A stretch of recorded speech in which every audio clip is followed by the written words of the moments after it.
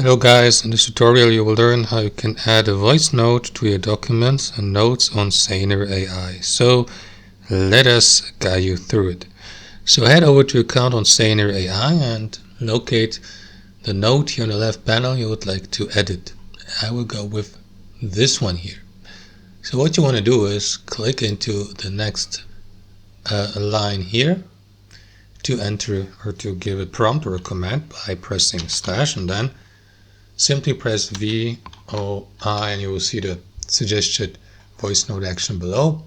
So guys, click into it and just make sure that your microphone or headset is plugged in, and then click into that button and start talking to your microphone. And that's it.